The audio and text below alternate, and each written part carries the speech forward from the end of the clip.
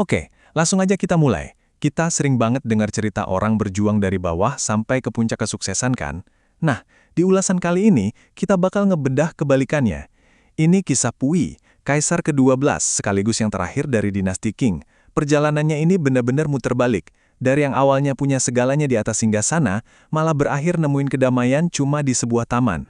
Coba bayangin deh, gimana ceritanya seorang penguasa mutlak dari kekaisaran yang umurnya udah 2000 tahun, ujung-ujungnya malah kerja jadi penyapu jalan dan tukang kebun biasa? Pergeseran drastis ini emang kedengerannya mustahil, kayak fiksi. Tapi hari ini kita bakal bedah gimana sejarah nyatet paradoks yang luar biasa ini. Biar dapat gambaran betapa jatuhnya Puyi, kita harus narik mundur ke masa kaisar pertama Tiongkok, Qin Shi Huang. Puyi itu duduk di atas takhta yang ditopang sama lebih dari 2 milenium sejarah dinasti. 2000 tahun, itu bukan waktu yang sebentar. Ratusan kaisar udah silih berganti, dan semua beban sejarah sebesar itu jatuh ke dia.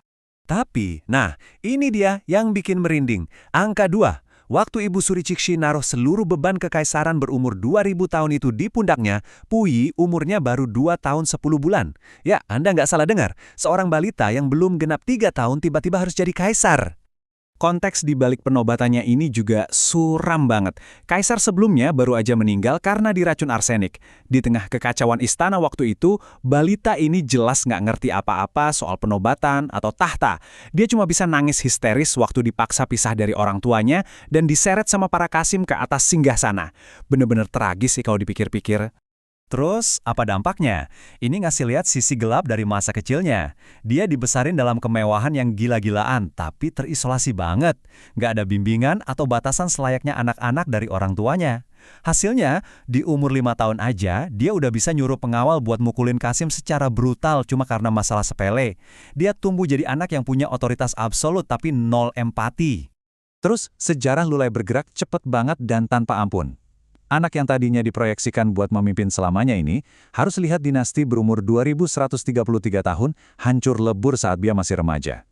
Tahun 1912, dia dipaksa turun tahta gara-gara revolusi Qinghai. Sempat sih diangkat lagi tahun 1917, tapi cuma bertahan 12 hari. Sampai akhirnya di tahun 1924, dia benar-benar diusir dari kota terlarang.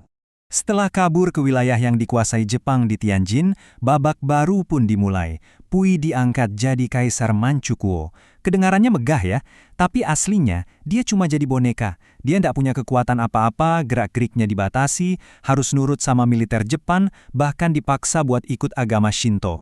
Dan kalau kita lihat era Manchukuo ini, ada perbedaan realitas yang jauh banget. Di satu sisi, Puyi hidup dalam kemewahan ala raja, walau terisolasi dan cuma jadi pion yang patuh buat Jepang. Tapi di sisi lain, rakyatnya menderita luar biasa. Mereka jadi korban, diteror sama geng-geng dari Tiongkok, Jepang, Korea, sampai Rusia. Dia benar-benar gagal ngelindungin rakyatnya sendiri yang lagi hancur di bawah penjajahan. Kalau kita bedah fase hidupnya secara keseluruhan, gila banget. Bayangin, dari puluhan tahun usianya, dia cuma jadi kaisar beneran selama 3 tahun. Itu pun pas masih balita. Sisanya, 11 tahun jadi kaisar boneka, 14 tahun jadi tahanan, dan cuma 8 tahun hidup sebagai warga negara biasa. Sebagian besar hidupnya itu nggak ada kebebasan sama sekali, sekedar jadi pion di tengah kekuatan global yang lagi bergejolak. Titik terendahnya kejadian waktu Jepang kalah di Perang Dunia Kedua tahun 1945. Kehidupan bonekanya berakhir tiba-tiba saat Puyi ditangkap sama Tentara Merah dan ditahan di Uni Soviet selama 5 tahun. Saking putus asanya, dia sampai memohon-mohon ke Joseph Stalin minta suaka politik. Mohon biar nggak dipulangin ke Tiongkok. Tapi ya, permohonan itu ditolak mentah-mentah. Tahun 1949, ketakutan terbesarnya kejadian. Dia diekstradisi balik ke Tiongkok yang waktu itu udah dibawa kekuasaan Mao Zedong. Di pusat manajemen penjahat perang Fushun, selama 1 dekade penuh, Partai Komunis benar-benar memprogram ulang pikirannya lewat pendidikan ulang yang keras. Semua sisa gelar kerajaannya dilucuti, mentalitas feodalnya dihancurin, dan dia akhirnya dikasih kerjaan sebagai editor. Mantan Raja Absolut ini ibaratnya diformat ulang dari nol. Setelah dapat pengampunan resmi dari hukuman mati oleh Mao di tahun 1959, terjadilah momen yang paling surrealis. Pria yang dulunya dikultuskan sebagai pemilik seluruh Tiongkok ini dikasih kerjaan jadi penyapu jalan.